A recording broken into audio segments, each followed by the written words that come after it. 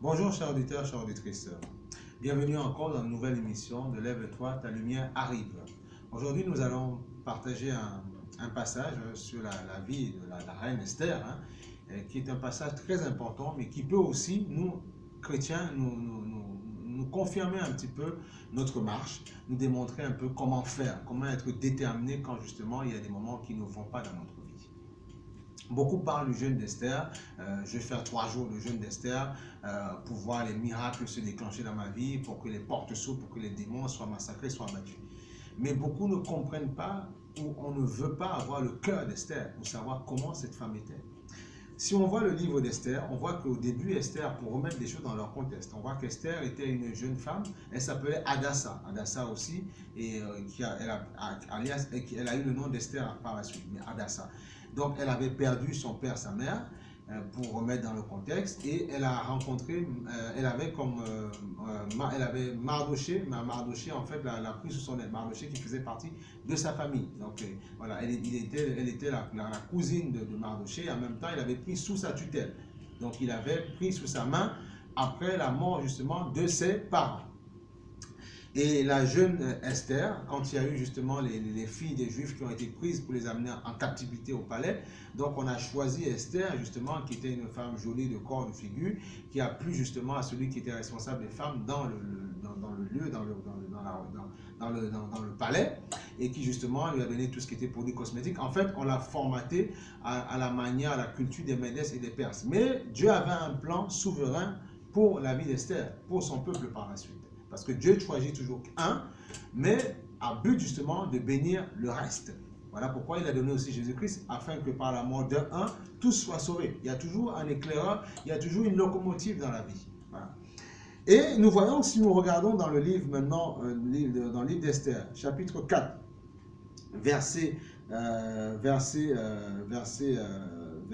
chapitre 4, verset 4, verset 4, on nous révèle que dans ce passage que pas Mardoché, on voit que c'était quelqu'un qui avait un désir de réussite dans la vie et qui justement s'est rapproché du roi, donc a obtenu les faveurs, il était premier ministre en fait dans la royauté chez les Perses, donc il avait poussé le roi à écrire donc une loi qui allait permettre de pouvoir tuer, mettre en déroute, détruire le peuple juif. Voilà. Donc Mardoché ayant eu cette nouvelle, il s'est souvenu que Esther avait été pris, étant juive, avait été pris à côté du roi. Voilà, donc était pris à côté du roi. Donc qu'est-ce qui s'est passé justement? Il a donc transmis la lettre justement que Esther, la lettre qui avait été écrite par le roi, comme quoi on allait justement détruire tous les juifs. Voilà.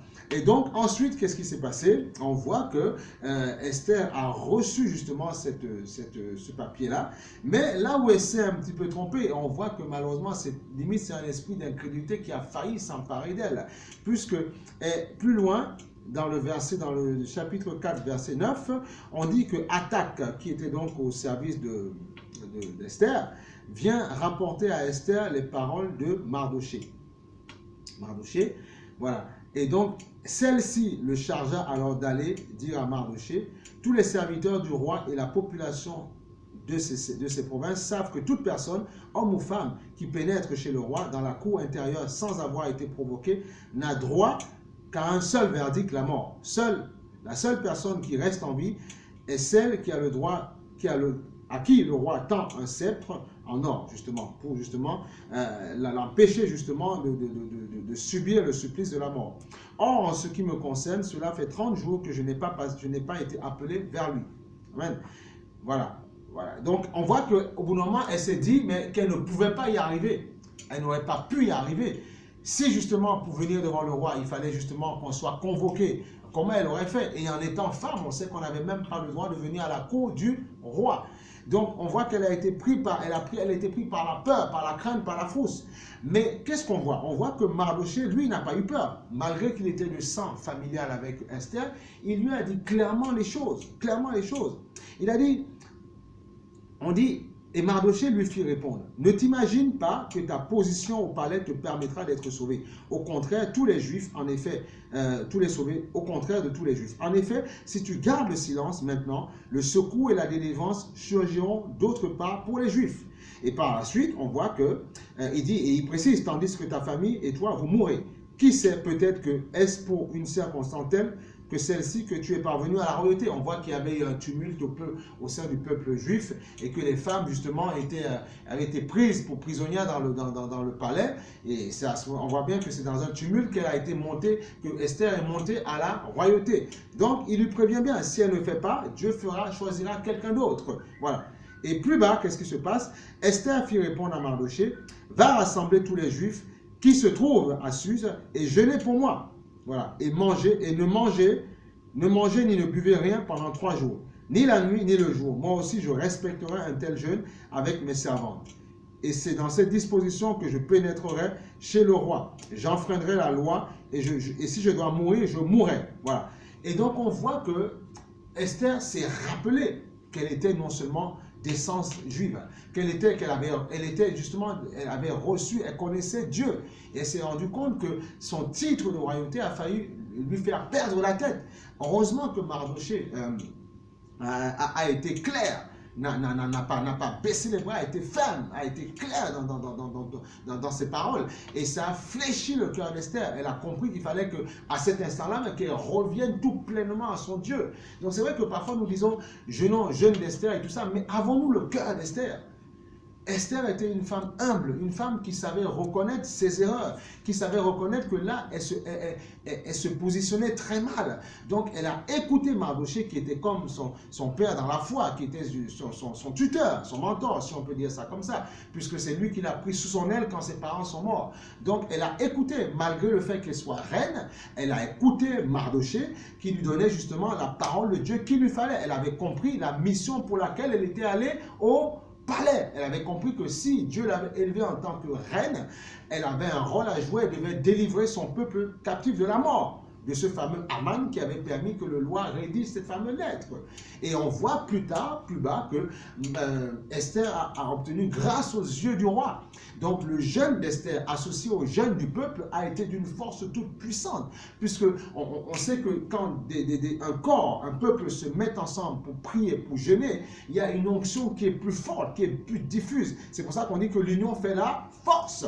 Donc, et si Esther n'avait pas obéi, si Esther n'avait pas promulgué ça, si Esther n'avait pas écouté Mardochée, on voit bien justement que non seulement elle aurait pu mourir parce que Dieu allait prendre quelqu'un d'autre pour sauver son peuple, parce que Dieu aime son peuple. Mais c'est vrai qu'il choisit une lumière pour éclairer. Mais il faut que cette lampe, cette lumière, que cette personne que Dieu choisit ne soit jamais dans le doute, jamais dans l'incrédulité. Et si on est sincère, Dieu mettra toujours quelqu'un à côté de nous qui va nous impulser, qui va nous impacter, qui va nous pousser dans nos retranchements et nous allons nous rappeler ce grand Dieu que nous avons. Voilà pourquoi Dieu aussi met en place des pasteurs, des docteurs en vue du perfectionnement du corps de Christ. Mais es-tu celui qui écoute?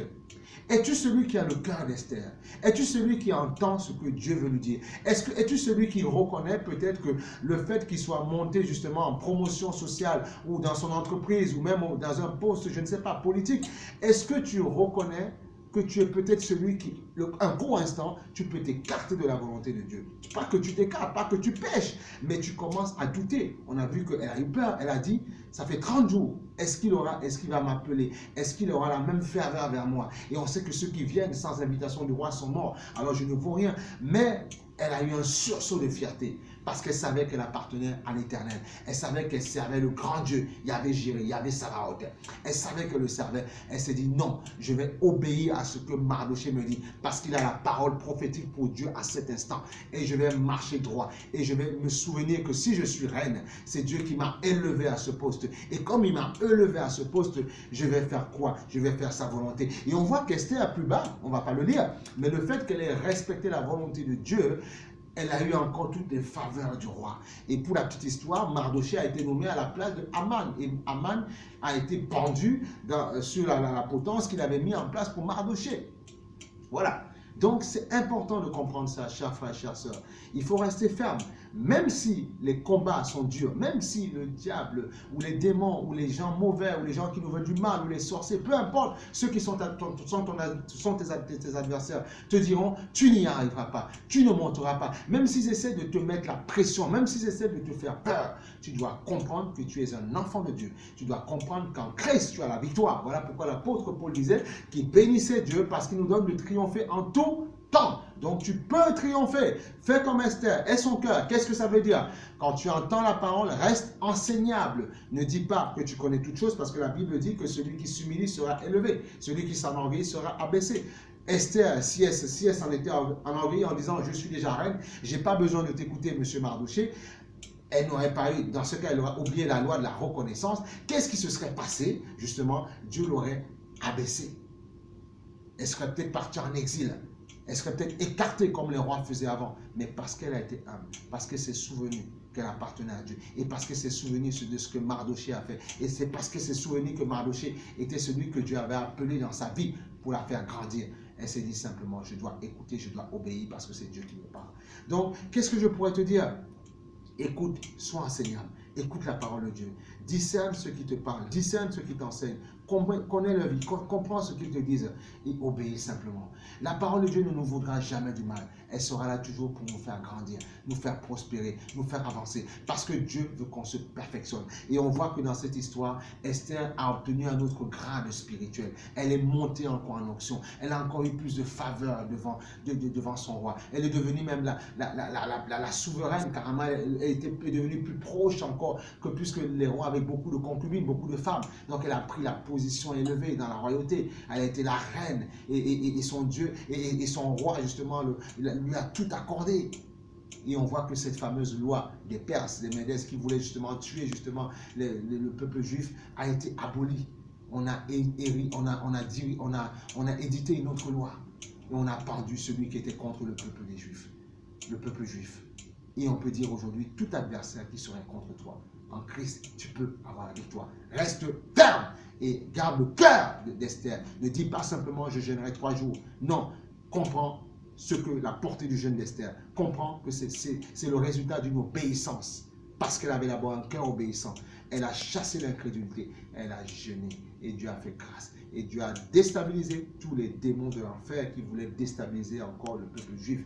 Elle a déstabilisé tous ces démons-là. Et justement, elle a fait rentrer son peuple dans la grâce et la bonté de Dieu. Et son peuple a été saint et sauf. Alléluia. Que Dieu vous bénisse et je vous dis à la prochaine fois dans une nouvelle émission de Lève-toi, ta lumière arrive.